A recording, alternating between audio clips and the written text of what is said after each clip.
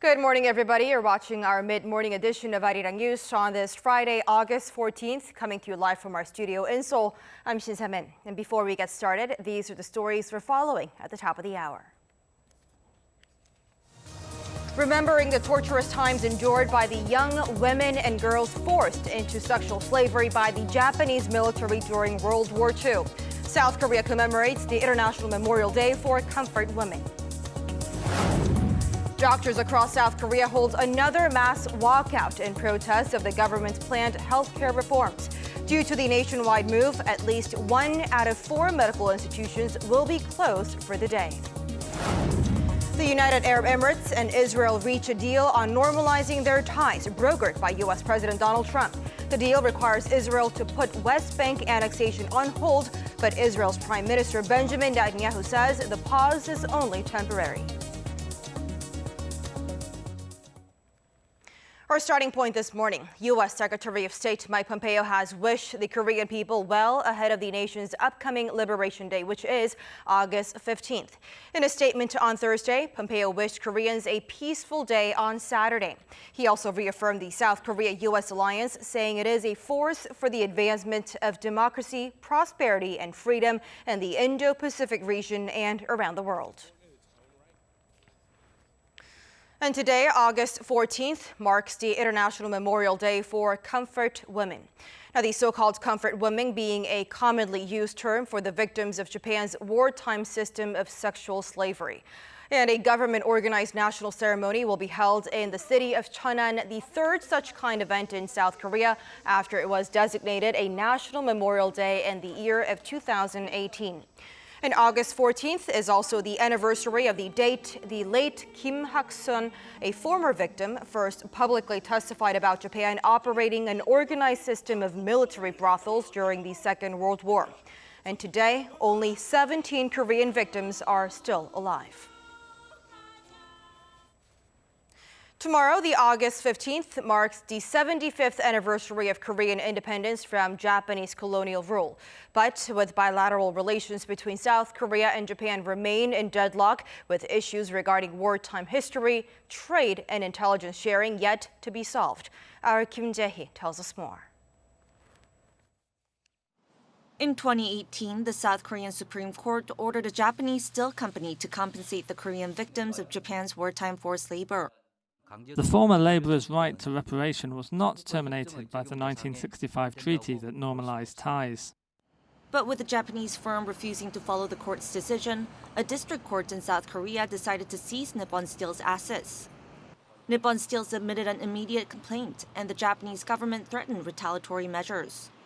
If South Korea cashes in Nippon Steel's assets, we will respond resolutely. The original Supreme Court decision had led Japan to apply export restrictions on Seoul. Now, with the Japanese government considering a strong response to South Korea's plan to sell the seized Nippon Steel's assets, tensions could rise once more. Strong measures by Tokyo could lead Seoul to reconsider terminating GSOMIA, its info-sharing pact with Japan. GSOMIA can be terminated at any time by the South Korean government, regardless of the date, and the concept of extending the agreement every year does not apply at present. With the two neighboring countries so far apart over historical issues, there's a need for a breakthrough so that it doesn't further damage their current economic and security situation. Kim Jae-hee, Arirang News. North Korean leader Kim Jongun said the regime will not accept any foreign aid despite heavy flood damage. The Political Bureau of the Central Committee of the Workers' Party of Korea held a meeting on Thursday, presided by Kim. The meeting discussed ways to recover from the flooding and guarantee the safety of the North Korean people. But the leader Kim said the North will keep its borders shut and apply intensive COVID-19 quarantine measures to all foreign supplies. The regime said around 390 square kilometers of farmland, 16,680 houses, and over 630 public buildings have been inundated by floodwater. The committee also lifted the lockdown on the city of Kaesong, which had been closed off for 3 weeks over concerns of COVID-19 spread. And parts of letters exchanged between North Korean leader Kim Jongun and U.S. President Donald Trump are set to be revealed for the public as a veteran political journalist has obtained 25 personal letters for his new book scheduled to be published next month. While it is not clear how much content will be published in Bob Woodward's new book titled Rage, the latest description indicates that at least some of the correspondence will be included. Now, in the promotional blurb of the book says the Kim describes the bond between the two leaders as out of a fantasy film as the two leaders engaged in an extraordinary diplomatic minuet. The book is a sequel to his 2018 bestseller, Fear, which was based on hundreds of interviews with Trump administration insiders. U.S. President Donald Trump says Hong Kong will never succeed as long as China continues to rule the region, saying that nobody's going to do business with Hong Kong. And Washington is also accusing China of using its Confucius Institutes to spread Chinese propaganda around the world. Our Lee Seung-jae explains. Speaking to Fox Business News on Thursday, President Trump said Hong Kong's global financial center will go to hell under tightened Chinese rule, adding the region can never succeed if China runs it. According to the president, Hong Kong's markets will be negatively affected and nobody's going to do business with the semi-autonomous territory. President Trump also said the end of their special status means Hong Kong would no longer have the ability to attract business and serve as one of the world's chief financial hubs, along with New York and London. In addition, in the latest sign of the deteriorating relationship between the U.S. and China, Washington said on Thursday that it was requiring the center that manages the Chinese government-funded Confucius Institutes in the U.S. to be registered as a foreign mission. U.S. Secretary of State Mike Pompeo said the Confucius Institute's U.S. center is an entity advancing Beijing's global propaganda and malign influence campaign on U.S. campuses and K-12 classrooms. However, the top U.S. diplomat for East Asia, David Stilwell, says the dozens of Confucius Institutes would not be kicked out of the U.S., but added American universities should take a hard look at what they're doing on campus. The actions come as the U.S. State and Education Departments last year promised stricter monitoring of the institutes, which have been criticized in Congress as de facto propaganda arms of the Chinese Communist Party. Lee Seung-jae, Arirang News. Staying overseas, the United Arab Emirates and Israel have concluded a historic deal to normalize full diplomatic ties between the two countries. And the U.S.-backed deal requires Israel to halt its contentious plans to annex occupied West Bank land sought by the Palestinians. Our Kim Hyo-san with more. Israel and the United Arab Emirates have struck an agreement to establish full diplomatic ties, making the latter the first Gulf Arab state and the third Arab nation to forge active bilateral ties with the former. This comes as Israel has reportedly agreed to forego for now the annexation of Palestinian lands in the occupied West Bank to focus on improving its ties with the rest of the Arab world. The deal made on Thursday was brokered by Washington, with President Trump hailing the agreement. He said it will lead to both parties signing a string of bilateral agreements on investment, tourism, security, and other areas. This is a truly historic moment. Not since the Israel-Jordan peace treaty was signed more than 25 years ago has so much progress been made towards peace in the Middle East.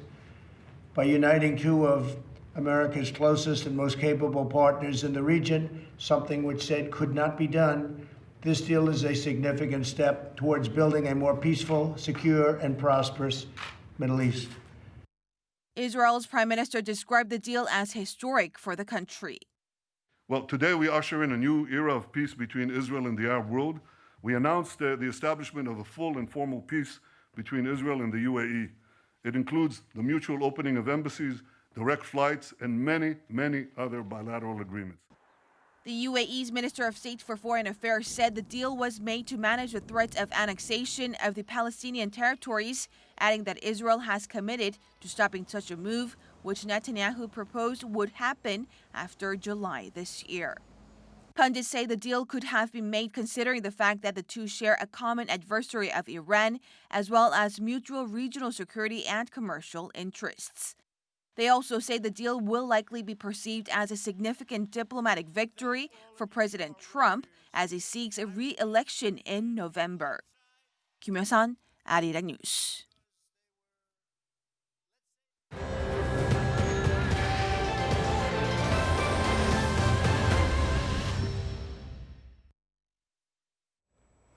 And now to the latest on the doctors' strike here in South Korea.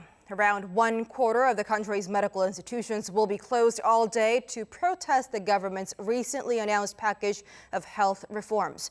The Korea Medical Association, which speaks for some 130,000 doctors, as well as 26 other medical societies, say they are against the plans, which include increasing admissions at medical schools and extending state health insurance coverage to Korean traditional herbal remedies.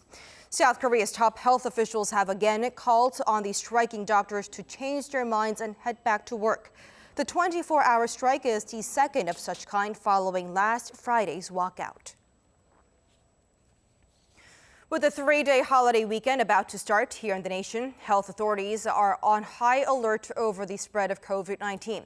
So far, small cluster infections, some with uncertain transmission routes, continue to pop up across the country.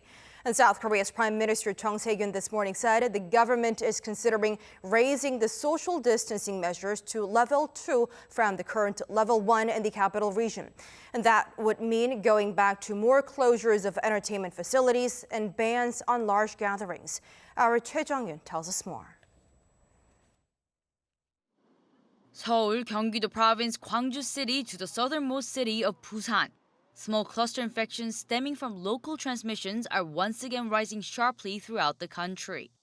Of 56 new cases reported on Thursday, 47 were transmitted locally, the highest domestic number in over 40 days.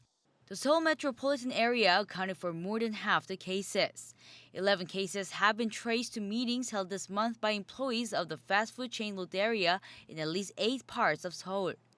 Others came from nursing homes and churches, places that are seeing constant infections. The virus has permeated schools as well. 5 high school students contracted the virus in Gyeonggi-do province, transmitting it to their friends and families. Students in Ulsan and Busan have also tested positive. Health authorities say the situation is more serious than ever and could be worse than the Itaewon cluster infections, which resulted in 277 cases over a short period. This spread is more concerning than the Itaewon cluster.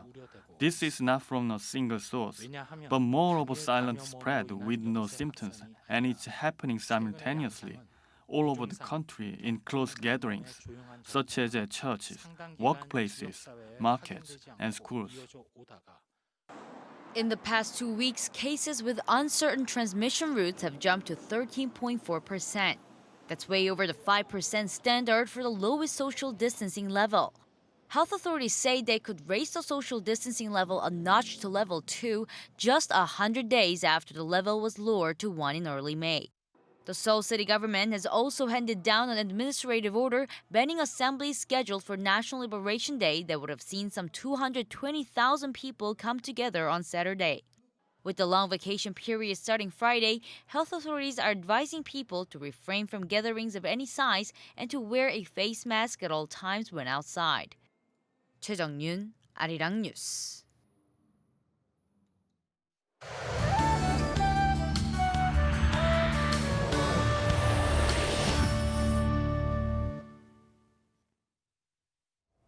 Good morning. One last band of monsoon rain is in store for central regions, with up to 300 millimeters of torrential showers expected for central western regions into Sunday.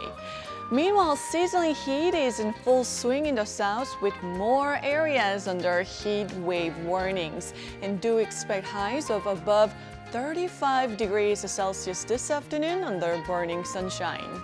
So Daegu and Jeju will get up to 36 degrees Celsius this afternoon, but rain-affected central regions will see highs in the upper 20s, but do expect downpours from around the evening commute into tomorrow afternoon. Well, long weekend is ahead of us, and central regions will see rain through early Sunday. Then we'll start to feel that intense summer heat starting next week, while the scorching weather continues in the south. That's Korea for you, and here's a look at the weather conditions around the world.